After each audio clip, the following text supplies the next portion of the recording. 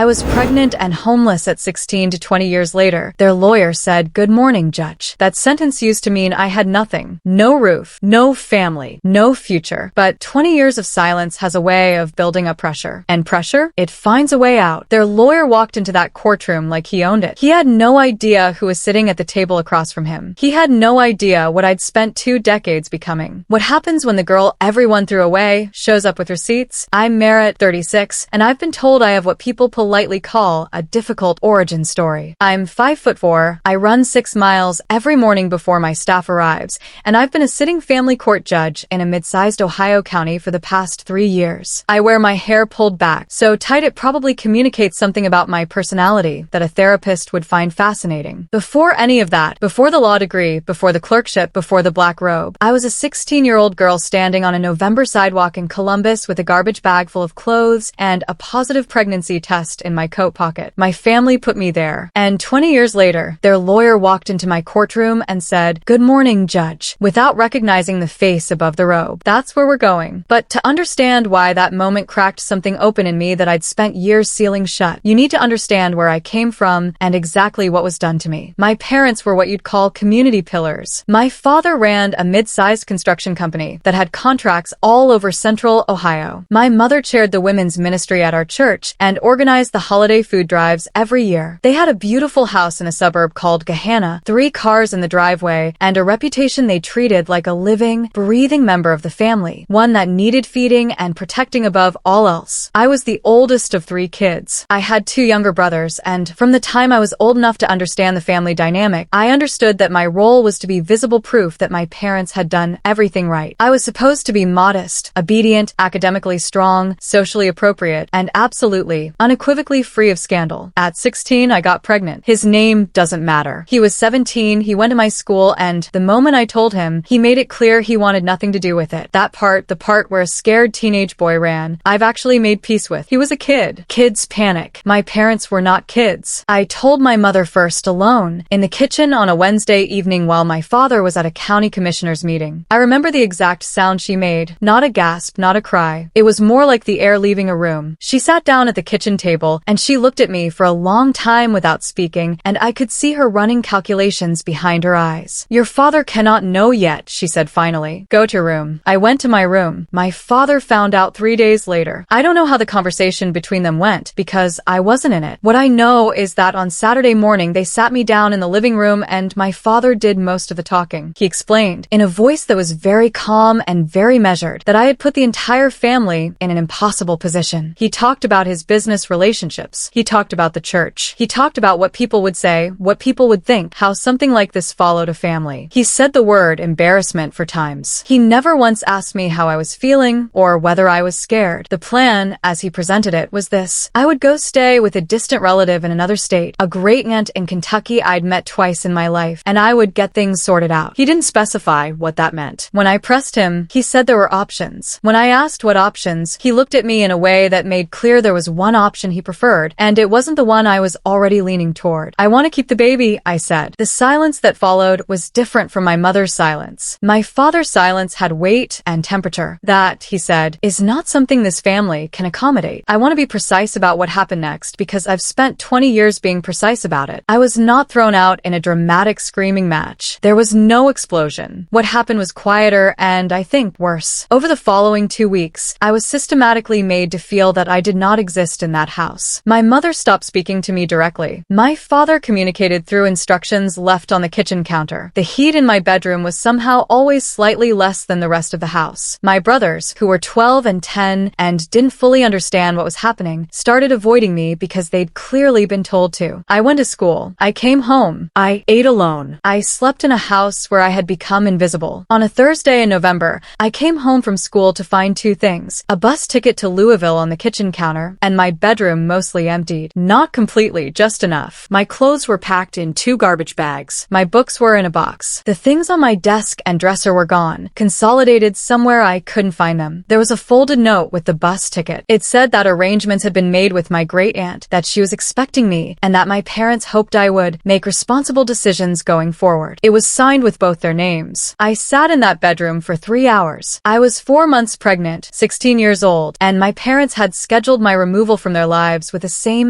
energy my father used to schedule subcontractor meetings. I did not take the bus ticket. I called the only person I could think of, a girl from school whose mother was a social worker. I told her what was happening. She told her mother. Her mother showed up at my house that evening, spoke to my parents, and the conversation I heard through the door was something I will carry forever. My father told her this was a family matter. My mother said they had made arrangements. The social worker, a woman named Ms. T, who I will be grateful to for the rest of my life, told them with professional composure that a pregnant minor could not be compelled to leave her home, and that if they proceeded, she would be obligated to file a report. My father told her to get out of his house. She left. But before she left, she slipped a card under my bedroom door with her cell number and the address of a youth shelter written on the back. I left that night. I walked out with my 2 garbage bags and the box of books, loaded them into the car of my friend's older sister, and went to the shelter. My parents did not call to check if I arrived safely. They did not call at all. What happens to a 16-year-old girl who is 4 months pregnant and suddenly homeless is not a neat story. It is a series of systems, caseworkers, decisions, and small dignities either given or withheld by strangers. The shelter connected me to a social worker. The social worker connected me to a program for pregnant teens that provided housing assistance, prenatal care, and, critically, a continuation school that let me finish my education. I got a studio apartment at 17 through a transitional housing program. I delivered my daughter in April. She was 7 pounds, 3 ounces. She had my father's jaw and my mother's eyes, which I decided to interpret as the universe's sense of humor. I named her something that meant strength in a language neither of my parents spoke. She has gone by a nickname her whole life, and she is, at 20 years old, a sophomore in college studying environmental law. I am extraordinarily proud of her. The years between the shelter and the judgeship were not linear. I got my GED at 17. I worked. I had help, real, sustained help from programs and people who believed in what I could become, and I will never pretend the path was purely self-made because it wasn't. I attended community college while working full-time and raising my daughter. I transferred to a 4-year university on a scholarship. I attended law school at night while clerking during the day. I passed the Ohio bar at 27. I practiced family law for 8 years. Specifically, I worked with cases involving minors, child welfare, and parental rights. I knew that territory, like I knew my own hands. I was appointed to the bench at 33. Through all of it, I had 0 contact with my parents. Not entirely 0. There had been 2 attempts. My mother sent a card when my daughter was 2, which I received through my former friend's family. The card said they were praying for me and hoped things were working out. I did not respond. My father sent a letter when I graduated law school. I still don't know how he found my address. That said he was proud of me and that he hoped I knew the door was open. I did not respond to that either. The door they had opened in November of my 16th year was not the kind of door you walk back through. My parents' situation changed significantly in the years after I left. My father's construction company hit serious trouble in the late 2000s recession. Several major contracts fell through. There were issues with employee pension funds. I won't speculate on what was mismanaged and what was criminal, but there were legal proceedings. The company was significantly restructured, which is a polite way of saying it was mostly dismantled. My father retired early and not under great circumstances. My mother's health declined in her late 60s. She had a stroke 4 years ago. She recovered substantially, but has ongoing cognitive challenges. I know all of this not because we were in contact, but because my grandmother, my mother's mother, who was the one adult from my childhood who never stopped being in contact with me, told me periodically over the years. My grandmother is 91 years old, mentally sharp as a tack, and has been quietly horrified by her daughter's choices since 2004. She never explicitly took sides in a way that burned bridges, but she showed up to my law school graduation. She met my daughter. She sends birthday cards. She is the only one. It was my grandmother who told me about 8 months ago that my father had filed a legal action. He and my mother were in a dispute with their neighbor over a property boundary and some shared infrastructure, a retaining wall that sat on or near the property line. It had apparently escalated over several years into a full civil lawsuit. The neighbor had hired an attorney. My parents had hired an attorney. And somehow, through a quirk of scheduling and the way civil cases get assigned in Ohio, the case had been assigned to my docket. Let me be precise about the professional and legal reality here, because it matters. When I saw the case file and recognized the address, I recognized it immediately. It was my childhood home, the Gahanna property. My parents' names were listed as plaintiffs. I had a clear and obvious personal history with these parties that constituted a conflict under Ohio judicial ethics rules. I was required to disclose and recuse. I knew this. I had absolutely no intention of doing anything other than following the rules to the letter. But I had not yet filed filed the recusal paperwork. I had discovered the case on a Thursday afternoon and planned to file first thing Friday morning when my parents' attorney walked into my courtroom at 9 a.m. Friday for a preliminary scheduling conference on a different matter that happened to be on my docket. He finished his business on that other case, gathered his papers, and as he was leaving, paused at the door. "Judge," he said, "I believe I also have a matter pending assignment in your court, Franklin versus." And he said my parents' last name. My last name. The name I stopped using when I turned 18 and legally changed it. I just wanted to introduce myself in connection with that case. He smiled. He was polished. He'd been doing this for 30 years, and it showed. "Good morning, Judge," he'd said when he walked in. And now he was standing there,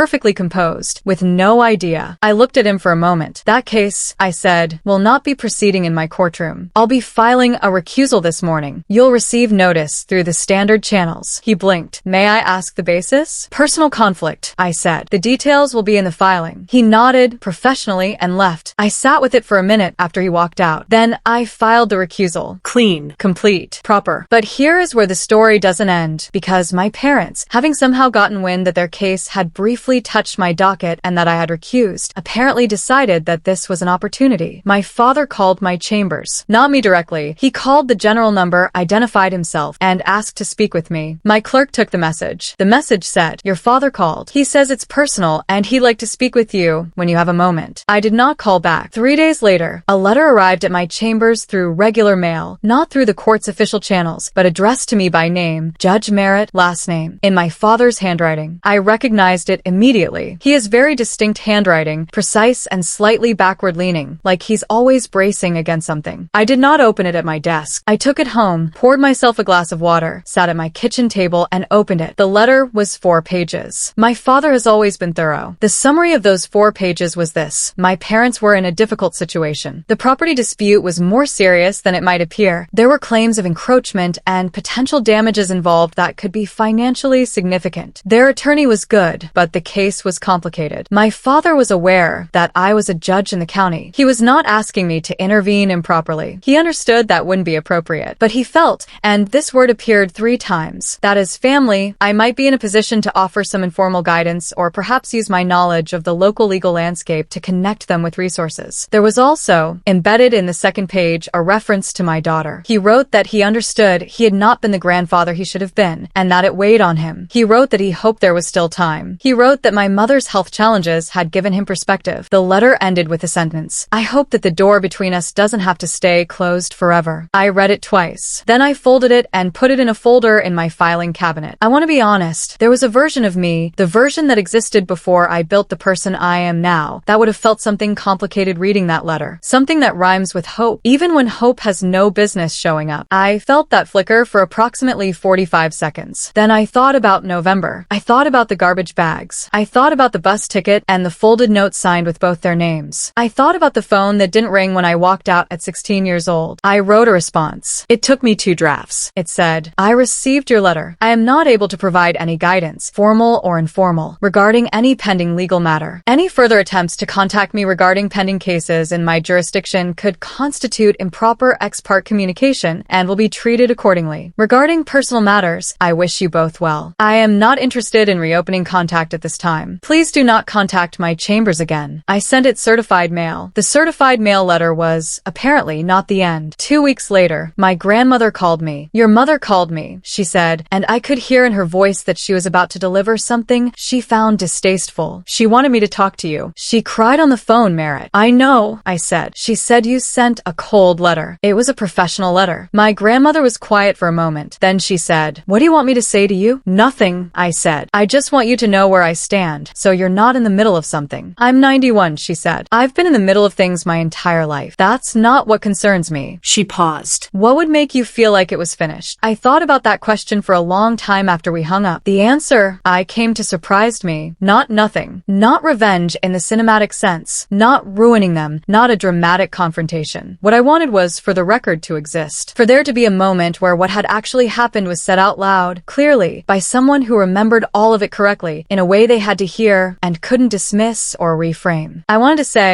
"You put me on a sidewalk at 16 years old with a garbage bag. You sent me a bus ticket instead of asking if I was scared. You signed your names at the bottom. And the person you made that decision about is now sitting in a judgeship in a county you live in, and your lawyer greeted her this morning thing, without recognizing her face. I wanted them to know that I remembered everything. I did something I'd been considering for a long time. I reached out to a journalist, not a tabloid, a reporter at the Columbus Dispatch who covers family court policy and child welfare advocacy, someone whose work I'd read and respected. I reached out to her not to expose my parents, but because I had been quietly involved for years in advocating for policy changes to Ohio's laws around parental rights and minor housing, specifically around situations where minors are effectively forced out of their homes during pregnancy. Ohio law, at the time I was 16, had real gaps in what it required of parents in those situations. There had been incremental changes, but advocates had been pushing for more substantive reform. I agreed to be interviewed for a piece the reporter was writing on that reform effort. I agreed to speak on record about my own experience, my name, my history, the full account, because I had decided after 20 years of not speaking that my story had policy value and that I was done letting silence protect people who had made no effort to deserve it. The piece ran on a Sunday. It was thorough and carefully reported. It named no one other than me. It referenced her parents in general terms consistent with what I'd told the reporter. But my parents live in Gahanna. They have lived there for decades. They go to that church. They are known. I am told, again through my grandmother, that the piece was read by a significant number of people who knew them, that there were phone calls, that my father did not leave the house for several days after it published, that my mother's friends from the church women's ministry called, and some of those conversations were not comfortable. I am told my father called my grandmother, furious, and said I had destroyed them. My grandmother, 91 years old and sharpened by decades of watching her daughter's choices play out, said to him, "You signed your name to a bus ticket. What did you think was going to happen?" She told me that part herself, and I could hear the satisfaction in her voice when she did. My father's attorney sent a letter to my personal address, not my chambers, my home address, which I find notable in itself, suggesting that the published piece contained potentially defamatory content and requesting a retraction. I forwarded it to my personal attorney, who responded with a letter that was 7 paragraphs and left no ambiguity about the legal strength of their position, which was none. Truth is an absolute defense to defamation in Ohio. I had told the truth. The piece accurately reflected what I had said. There was nothing to retract. The attorney did not respond to my attorney's letter. The property dispute, I'm told, settled. I don't know the terms. It was outside my courtroom and outside my concern. I don't know what my parents' life looks like now day to day. I don't know if my father has more to say. I know my mother is in declining health and that her world has gotten smaller. There is a version of me that feels something about that. She exists somewhere in the architecture of who I am. But she is not the version of me that walked out of a house at 16 years old with her life in 2 garbage bags. She is not the version that delivered a baby at 17 with a social worker holding her hand because her mother wasn't there. She is not the version that studied through exhaustion, raised a daughter who is studying environmental law, and put on a black robe in a county courthouse. Those versions of me made a decision about what they were willing to carry. The journalist's piece has been shared widely in child welfare advocacy circles. It has been cited in testimony before the Ohio House Judiciary Committee regarding proposed amendments to Ohio Revised Code provisions on parental responsibilities to minors. The reform bill is in committee. My daughter called me after the piece ran. She had known the broad outline of my history since she was 12, but not all the details. I'd been careful about what I shared and when. "Mom," she said, after a long silence on the phone, "you were 16. I was. And they did." Another silence. "Are you okay?" I thought about how to answer that. I am 40 years from 40. I run 6 miles every morning. I have a job I believe in, doing work that actually matters. I have a daughter who is going to spend her life making the world more livable. I have a grandmother who is 91 and still has the sharpest tongue in central Ohio. "Yeah," I said. "I really am." She was quiet for another second. Then she said, "Good, because I need help with my environmental law outline and you're the only attorney I trust." I laughed. "Send it over," I said. When that attorney walked into my courtroom and said, "Good morning, Judge," he was talking to the product of every decision my parents made in November 20 years ago. He was talking to what happens when you hand a 16-year-old girl a bus ticket and think you've managed the problem. You haven't managed the problem. You've just pushed it forward 20 years. And it comes back wearing a robe. If you watched this whole thing and felt your jaw drop at that bus ticket moment, drop a comment. What would you have done with that letter? Opened it? Burned it? Framed it as a reminder of how far you'd come? Because I have opinions. And if you want more stories about people who underestimated the wrong person and paid for it in ways they never saw coming, hit subscribe. We'll be here. Okay, so, the man who helped draft the "here's your bus ticket, good luck" exit strategy from your own family, his lawyer walked into your courtroom 2 decades later and called you judge without blinking. Let that sit. I need to know. If you got that 4-page letter from the father who put you on a sidewalk at 16, do you open it? Do you respond? Or does it go straight in the shredder while you sip your coffee in the robe you earned? Comment below. And if you think people who underestimate quiet, determined women deserve everything that comes for them, subscribe. These stories aren't going to tell themselves.